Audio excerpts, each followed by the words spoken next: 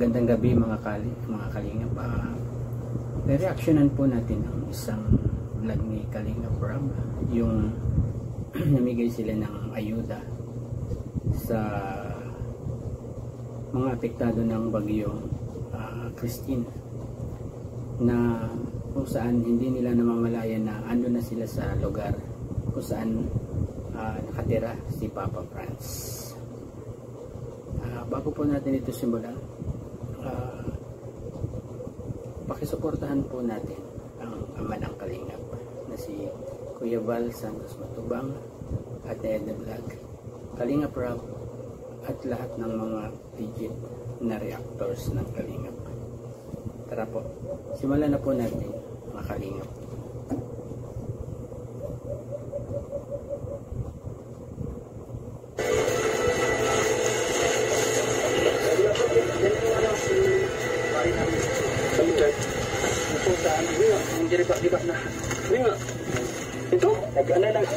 Bumigay kami ng ayuda sa lugar nila Pilipinas dahil madami din ang naapektuhan ng bagyo sa lugar na yun.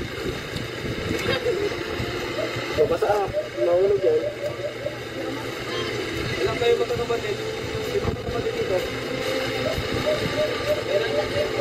Tuwang-tuwa ang mga bata sa ating iniabot sa kanila habang sila ay naliligo sa sapa.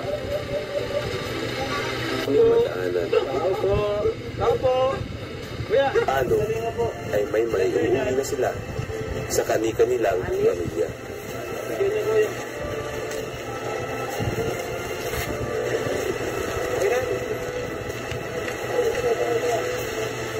Nakita ko rin kasi ang kanilang sakripisyo dahil kahit sobrang init. Grabe talaga, no? Kahit sobrang init, diretso pa rin ang kanilang mga ginagawa. Buti na lang napadaan dyan si Kalingap Rob at nabigyan ng mga ayuda na ganyan. Ay andun sila nagtatrabaho. Ito po kayo? Oh, ayan po. Ito po, Kuya. Salamat po. Sige po.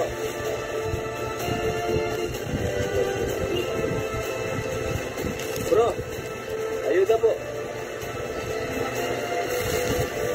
Bata po si Kuya. Bata pala dito, ano?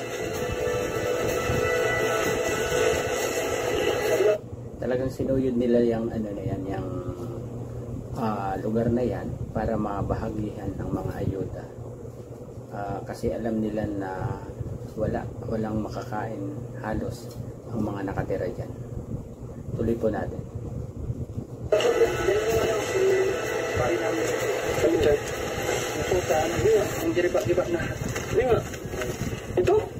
Ayun, dyan pala nakatira si Papa Franz sa lugar na yan, na narating nila nang hindi sinasadya sa pamimigay lamang ng mga ayuda. Tingnan pala namin ang lugar nila DJ Franz. Lalong nag-iba dahil kay kay Christine. Hindi, seryoso. Gaya mo yan? Dito kami, yan yung sinasabi ko. 2 years na po kami dyan. Mahigit mga 3 years na. Tumula nung... Yan po yung sinasabi ko. Yung na tinitira namin 2 years na. Mahigit mga 3 years. 3 years na pala si Papa Franz dyan.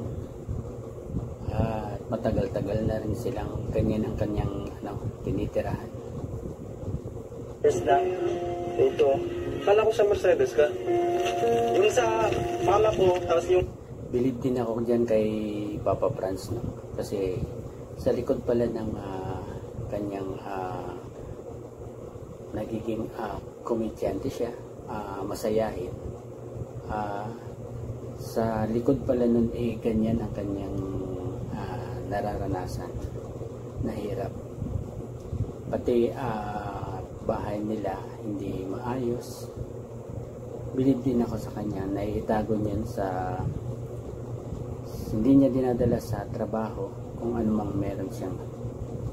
Yung wala pa akong asawa, si Mercedes talaga ako nakatira. Nung nagkasawa ko dito sa Basod, dati doon kami sa yung dati in-invite ko kayo ng birthday ng asawa ko doon sa unahan pa. Yun yung nasa isip ko. Paano kayo napunta dito? Wala na din, giniba na kasi yung bahay na yun doon, wala na, pinalis na kasi sila doon, yung lola ng asawa ko, sa bahay na dati doon. Kaya dito sa, dito kayo ng lugar to? ano po yan, yung dun sa... Kasi yung mga anak mo, di ka wala pa dito nakatira? Ngayon po inaayos ko pansin namin sa mga anak ko. Yan dito, alam mo yan? Naglilinis po sila dito ng naglilinis nito ng mga kasi nag-iisa-isa kami ilipat dun sa Grabe, wala rin siya lang ganong gamit. Grabe. Hindi mo talaga malalaman kung ang ang pamumuhay ng isang tao sa nakikita mo lang sa kanya na physical o hanggat hindi mo napupuntahan talaga yung kanilang tinitirahan. At ayun, buti na lang napuntahan narating ni na Kalinga Prab yung lugar na yan at nalaman niya na ang kalagayan ni Papa Franz. Nagkakayos pa nga lang sila dahil katatapos lang ng bagyo at yung mga gamit nila ay pansamantala nilang nilipat sa kapitbahay.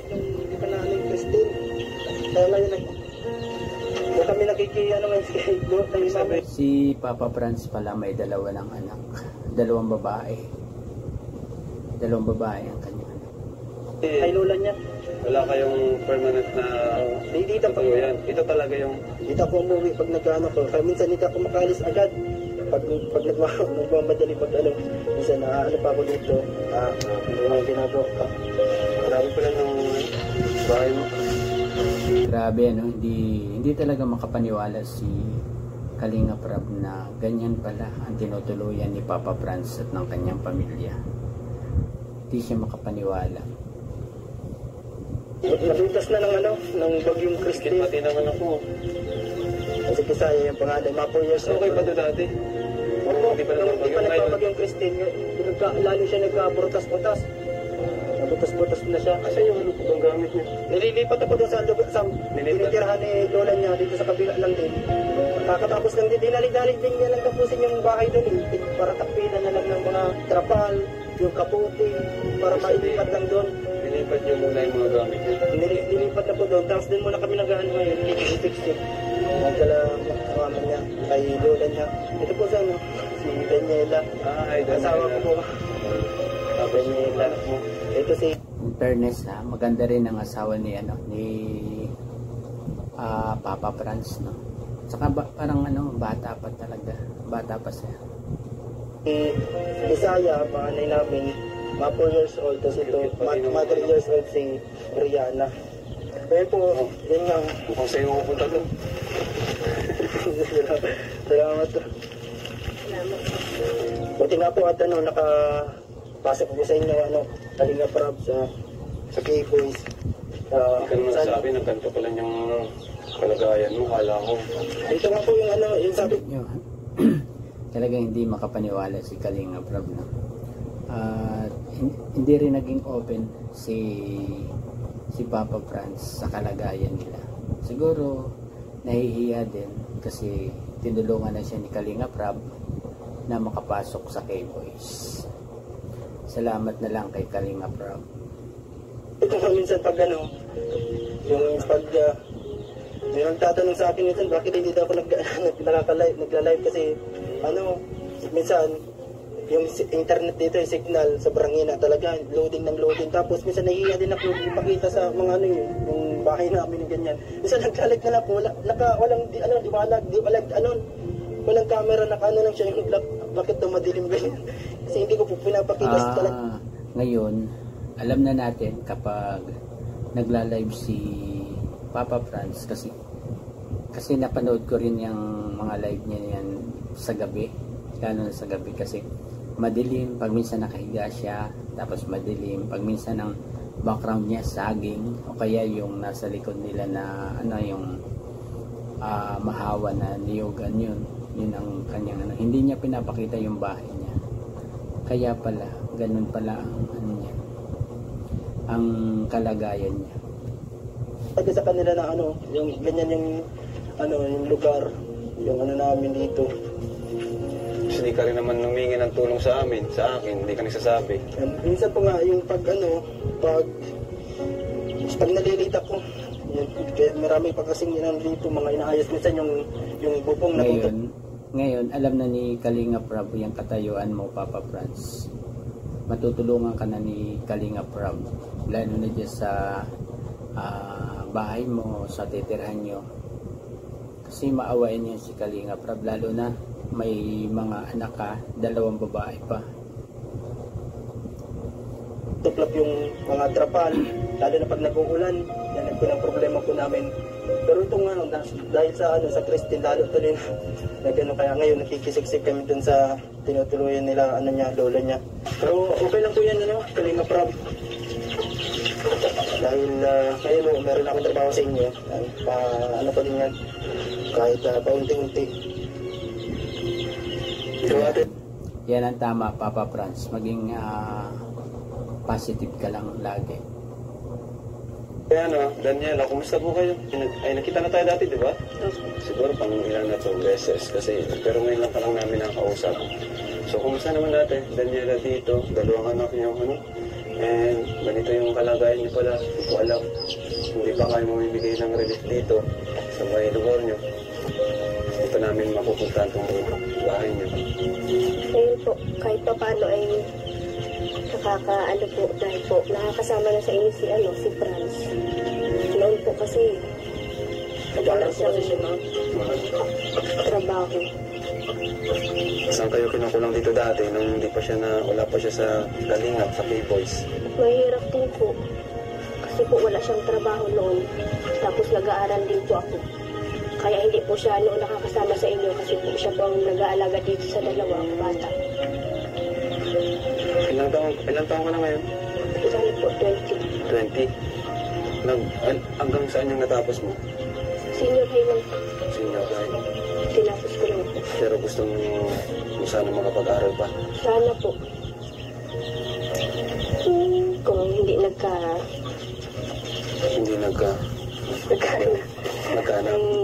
Alak. Ayan, Papa Franz. Ayan. Naging meet siya tuloy ng hindi pagtatapos ng asawa yung pag-uwi. Bero lang. Blessing yan. Blessing yung mga anak ninyo, Papa Franz. Pero masaya ka naman na sa inyo kahit ganito mahirap ang buhay. Masaya po. Ano yung nagbibigay sa'yo ng lakas, inspirasyon? Ito pong 2 kong anak. Hindi siya kasama? Kasama naman po. Grabe naman si Camille. Oo nga naman, 2 anak lang niya.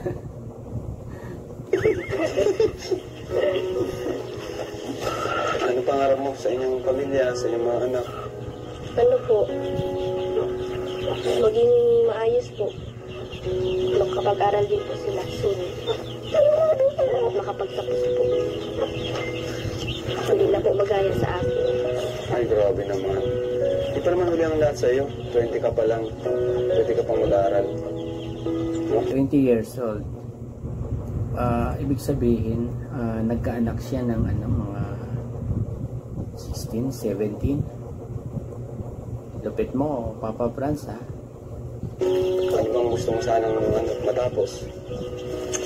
Ano lang po? Kung saan po ang... Kung saan? Pwede. Opo, maaabot. Ano yung mensahe mo sa iyong mga, sa iyong anak? Anong gusto mong sabihin sa kanila? Sa iyong pamilya? Paano mo sila pinapalakas sa araw-araw? Bawat araw, kahirapan, ganitong kalagayan.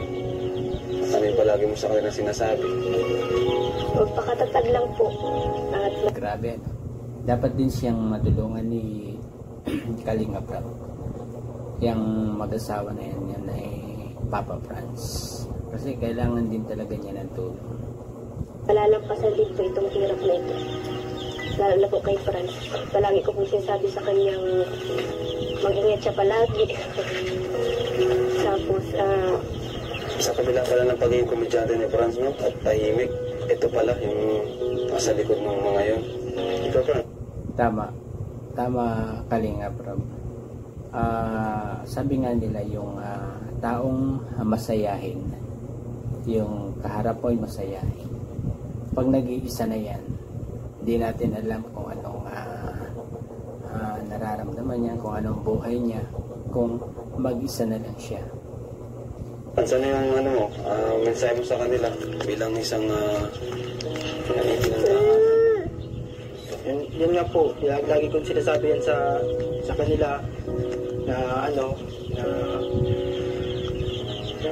lalo kung magbubutihin, kaya nga po kahit kung gugustuhin ko nga magpasok ng maaga para tuloy-tuloy na, para makapag-live, magawa ko yung mga dapat kong gawin. Walang ibang iniisip. Yun naman sinasabi ko, kahit pag nagpa-paper study tayo kala Pastor ER, yung na-share ko yung nararamdaman. Kaya minsan, pag pumapasok ko, minsan nagugulo yung isip ko, minsan kasi naiwan yung isip ko dito eh. Hindi man dahil sa ayaw ko silang iwan, kundi may mga kailangan na, yung sabi ko po sa inyo na minsan aalis ako na ang maiwan ko lang sa kanila 100 pesos, ganyan kasi. Grabe. Kaya kumanta si Papa Franz pala, no? Grabe to. Buhay ni Papa Franz din pala. Sisimula pa lang ako eh. Wala talaga. Kalis kasi ako sa radio, sinakripisyo ko yung passion ko, yung radio, para makasama po sa inyo, maka-focus na ako sa Kalingap. Yan, makasama-sama na ako. Talagang binitawan ko, parang last chance ko na talaga na sabi ko, kung parang bahala na, ganun. Oo, talaga nagalis ako sa radio. Yan, tapos yun, nagsama-sama na ako sa inyo. Yan, mabuti nga sinusuportahan ako ni Daniela. Yan, buti nga at Oo nga. Hangarin ako dyan sa asawa ni Papa Franz, kay Daniela. Full support siya kay Papa Franz. Para naman, kasi para naman sa nila yan eh, sa pamilya niya, para sa mga anak niya. Yung pag-chat ko sa iyo na Kalingap Rob, na meron ka bang bakante dyan, baka pwede ako. Tapos yun, tinanggap mo ako sa doon sa sabi mo, pero hindi ko din na-expect na magiging part ako sa sa inyo, sa K-Boys, na makakasama ko sa mga mission nyo, sa K-Boys and Mission, tapos sa iba't iba. Tapos yung yung pagiging natin yan, sa mga love trip, hindi ko din hindi ko din inasahan talaga yung talagang lang, ginagawa ko na lang yung ko. Kasi kahit wala pa nga akong ginagawa, tigtatawa na sila. Sabi mo nga. Tama. Ganyan, tama naman. Ganyan talaga mga mga komedyante. Wala pang ginagawa, wala ka pang sinasabi, natatawa na agad sila sa iyo. Ibig sabihin, effective ang pagiging komedyante mo.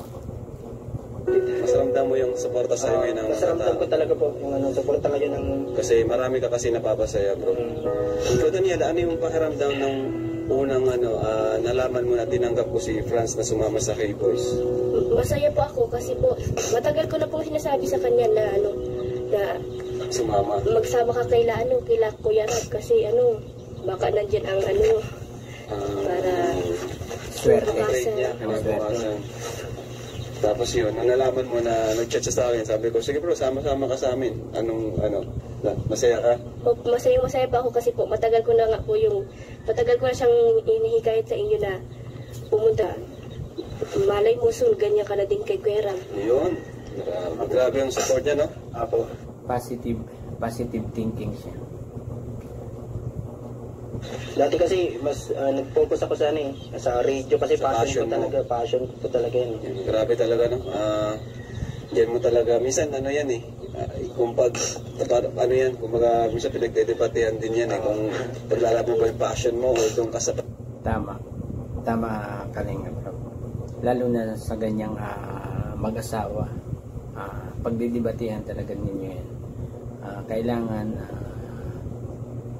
magkasundo, support sa bawat isa. Practical na kung saan kakikita, diba? Ngayon kasi sa panahon ngayon dapat maging practical na tayo. Yes, tama Kalingap Rob. Lalo na yung mga pumapasok ngayon, mga estudyante,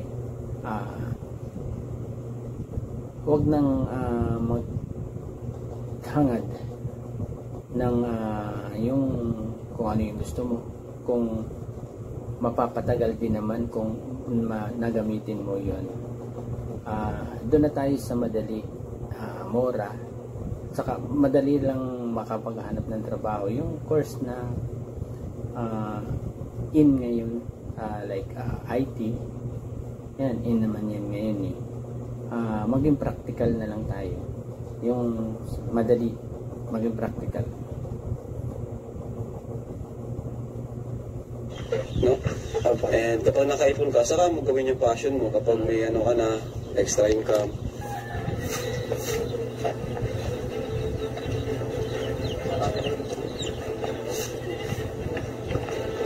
Saka nag-live dito bro nung napapanood kita.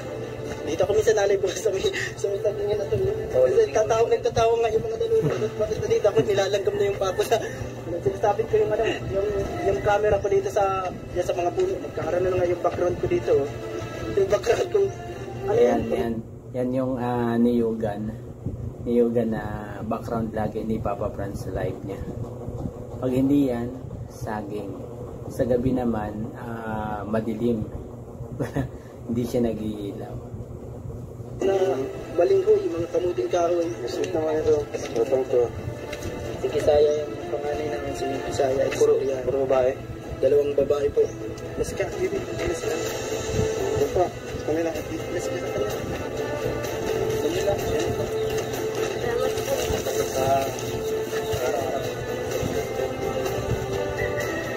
Ito bro, kaninong ano yan bro?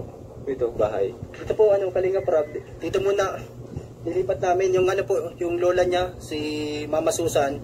Simula nung bata pala si Daniela yan na po nag-aalaga sa kanya si Mama Susan. Lolahin lang pala ang nag-alaga kay sa asawa ni Papa Franz. Sa lola lumaki. Lola niya. Tapos dito po namin nilagay yung mga ibang gamit, mga nandyan. And actually po, dinali-dali lang nilang matapos yan yung habang nagbabagyo ng mismo ginawa. Trapal, yung kaputi, yan, dinali-dali na para mailipat po yung mga gamit po doon sa sa bahay na yun. Kasi talagang turuluhan na gawa ng ng ulan, tapos yung dumatag pa yung bagyong Christine. Ano ka? Maikip ka? Yan ang ginagawa ko minsan, nalilita ko minsan kasi kailangan ko muna humigit ng maraming tubig. Wala yung tubig. Mabait na asawa si Papa Franz. Responsable siya. Kaya mo, sabi niya, di ba? Iniigiban niya ng tubig ang pamilya niya bago siya pumasok kay Kalinga Prab. Sabi mga kalingap, no? Pagiging komedyante ni Papa Franz, ito pala. Sabi ko sa kanilang, bala na iniigiban ko ng tubig. And minsan pinupuno ko yung tatlong dito kasi pag sila lang kasi Hindi kaya. Dabaya, yan o. Opo, kaya minsan bago ako napasok, ko muna yung mga timba ng tubig para pampaligo, may pangugas plato sa food sa bahay na yan. Dito po. Lang ito, pang-ugas plato, pang-inaw. Pero pag yung inuman na tubig, nabili kami dyan sa tindahan.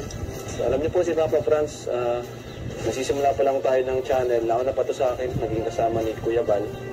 Siya yung isa sa naging nag-manage sa technical, no? Sa YouTube ni Kuya Bal, sa radyo. Hindi siya, mas pinili niya kasi yung passion niya sa pagra-radyo, kaya di siya nakakasama noon kay Kuya Bal na supposed to be. Dapat isa siya sa mga batchwork. Tama, di ba? Mga kasabay ni Coach Jason, di ba? Sa 20 Boy. Opo, nung simula, yung mag-feeding program, kasama namin si Kuya Bal, nakangkas kami doon nakangkas sa motor niya minsan pag na-feeding. Tapos every time wala tayo mag-live. Kasi may kailangan ka ng buhayin eh. Kaya kailangan mo sakripisyo yung passion mo. Tama. Practical na lang. Sacrifice na ang passion kung wala namang naitutulong na sapat sa pamilya. Nung simula kasi, nung nagsisimula pa lang kami na ng Kuya Paul, pandemic na, wala pa po akong asawa eh. Tapos yun, sa radio, talagang po na yung passion. Parang kita ko yan. Mahirap kasi talaga. Pero ngayon, dapat maging practical ka na, dalawang anak mo. Salamat po sa inyo sa mga mag-guide sa atin sa K-Boys.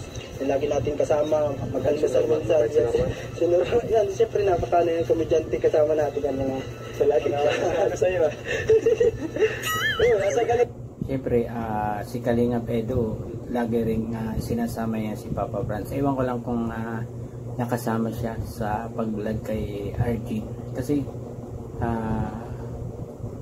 nanood ako ng live ni Kalingap Edu.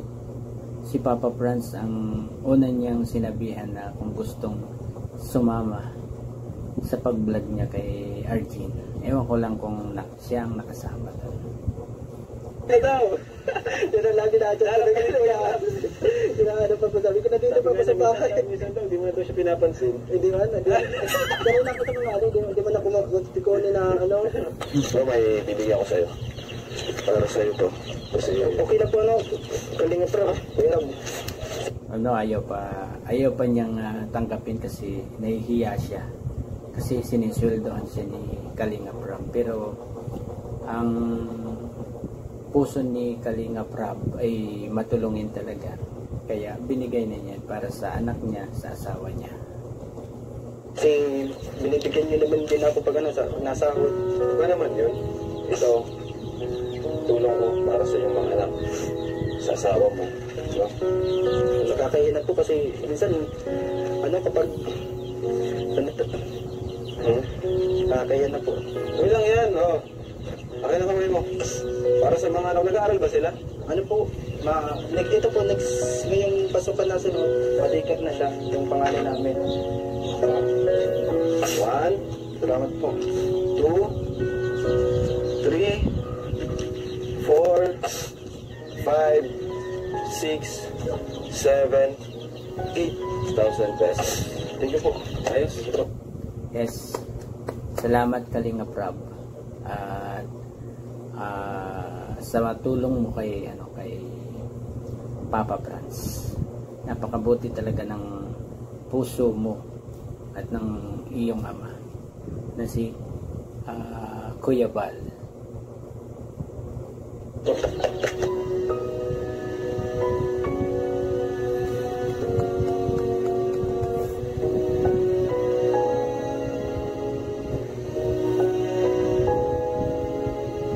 Salamat po kay Kuya Rab at sa buong ng Team Kalingap.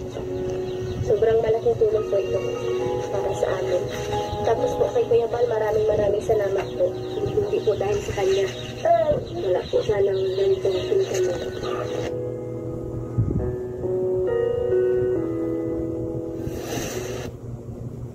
Ayun, salamat kay Kalingap Rob at na puntahan nila yung kinaroroonan ng bahay ni Papa Franz. Nalaman niya kung ano ang totoong kalagayan ng buhay ni Papa Franz at ng kanyang pamilya. At hanggang doon na lang muna po ang ating konting reaction o kuro-kuro sa isang vlog ni Kalingap Rob patungkol kay Papa Franz at siyempre yung pagbibigay niya ng ayuda sa ibang apektado ng bagyong Christine. Hanggang dito na lang po. Salamat po. Bye-bye.